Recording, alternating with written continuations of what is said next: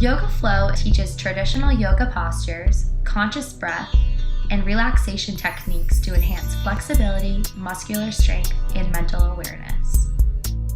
You will leave the class feeling refreshed and balanced.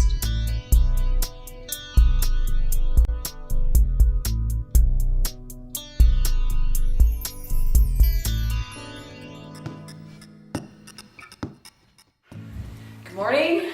We're going to do some Fountain of Youth yoga. My God, you look even younger talking. I need some stretching, something gentle, feeling a little beat up. Want to see? Oh my God. And by the way, everyone, I am not abusing this woman. He's not. It's not his fault. They're up and down my legs. Oh my God. They're just This a little beat up. This Krav Maga training is going a little far.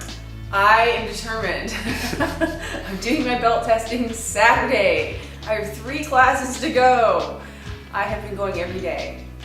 I've been doing it. I'm really proud of myself. I have made a commitment and I'm following through on it. Well, yeah, I mean, it's like 40 some classes before you can take your thing, That's right?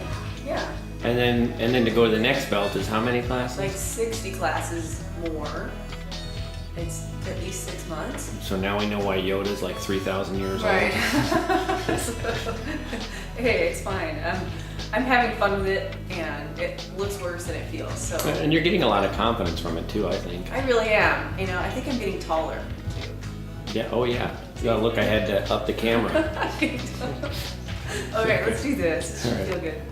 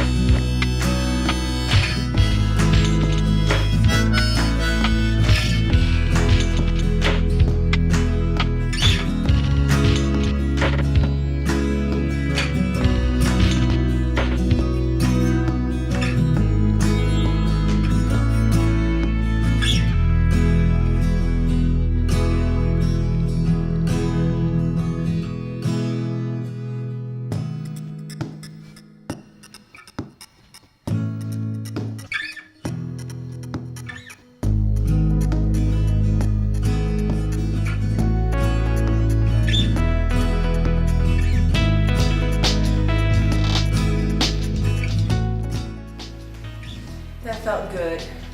Yeah. I needed that. Boy, you were pretzeling yourself up like nobody's business. Well, when I started, I was like that, and I still have this big crunk. Yeah. I woke up with a crunk in my neck a few days ago. What's a crunk? You know, when your neck gets all twacked. Twacked? Yeah. So all of you, we're going to be creating our own dictionary, crunked and twacked. Yes. I have a tweak, twack in my neck.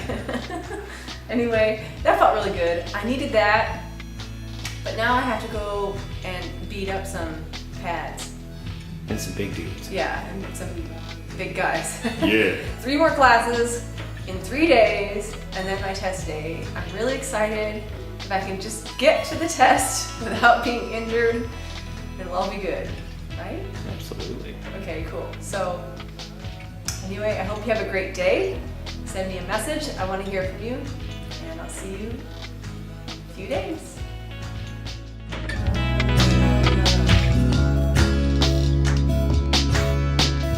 Hi, my name is Stephen Russell. I'm a yoga teacher.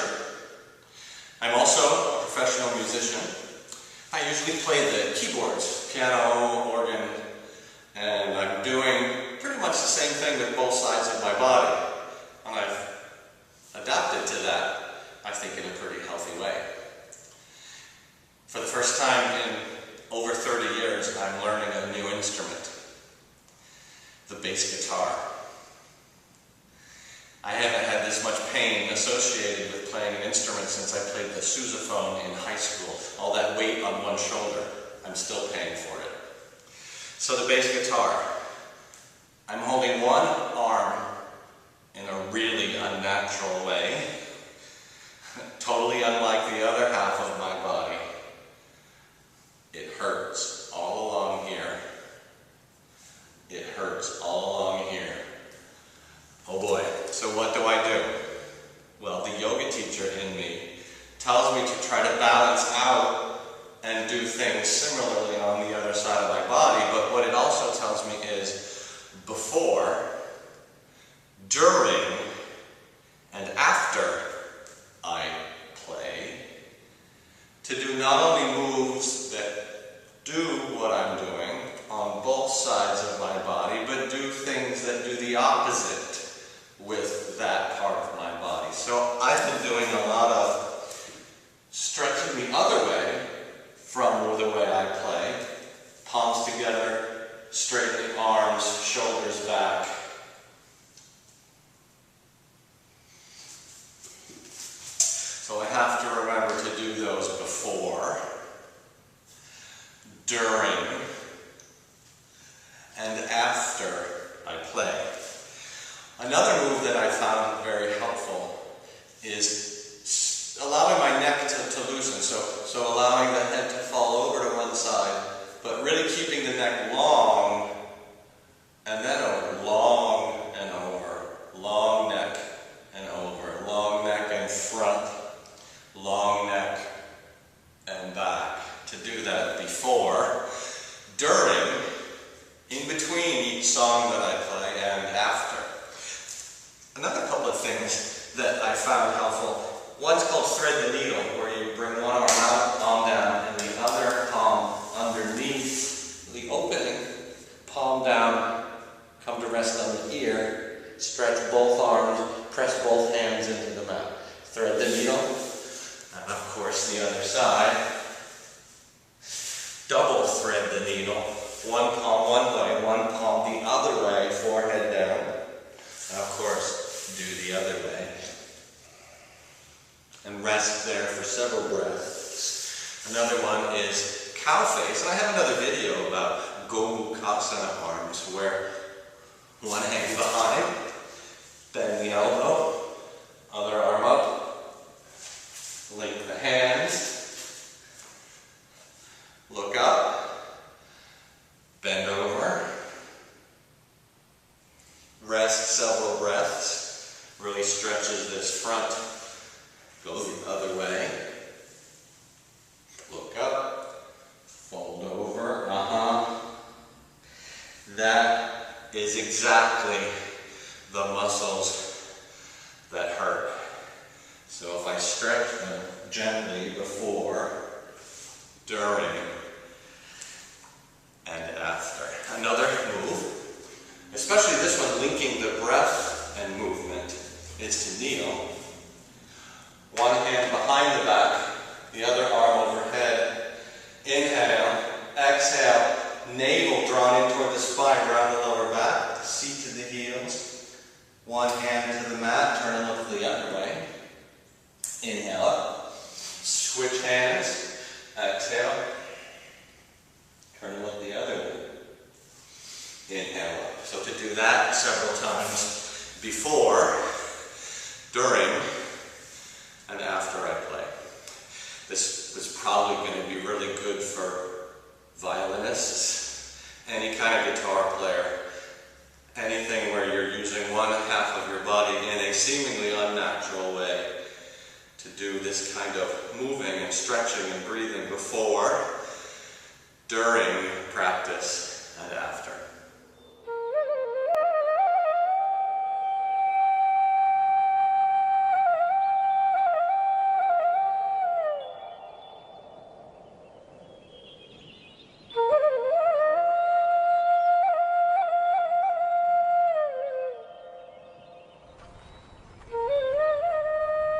there always have been renouncers.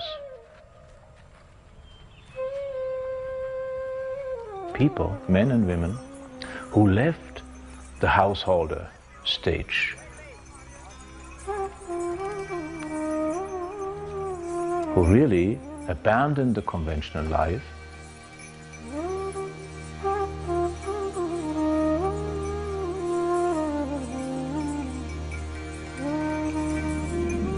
and they wander around in the mountains and in the forests. Those who dropped out and acted or lived a life of ecstasy at the margins of society, as many sadhus or yogis do now.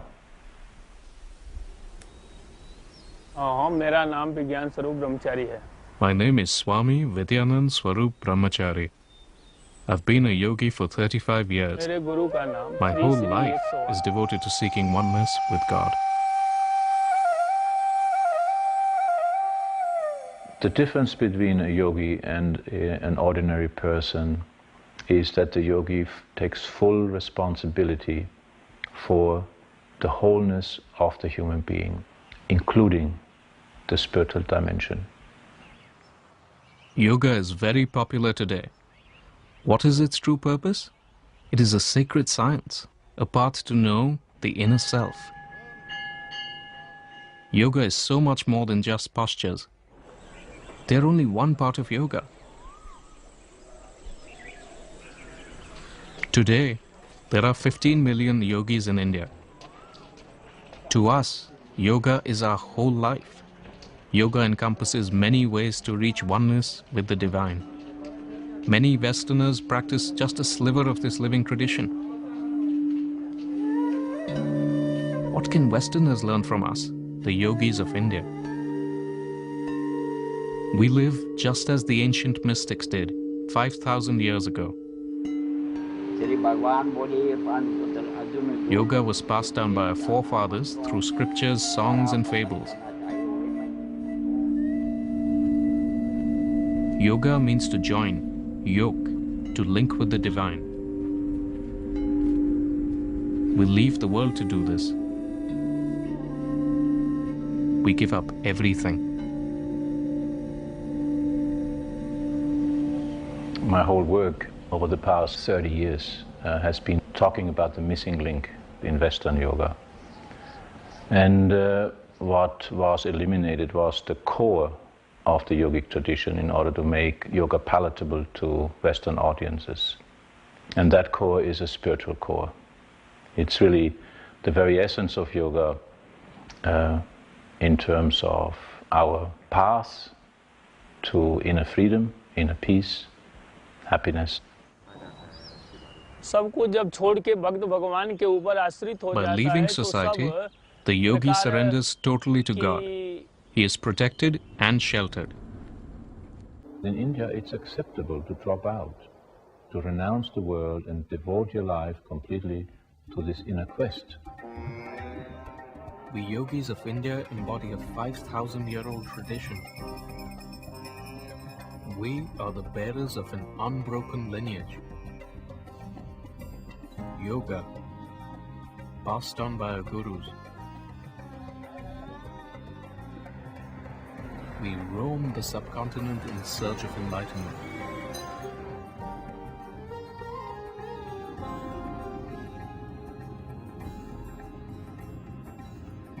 The rishis created yoga to become one with God and reach samadhi, ultimate bliss. To do this, they practice jnana yoga, meditation. So we do prayers to make the mind peaceful. After praying, we meditate.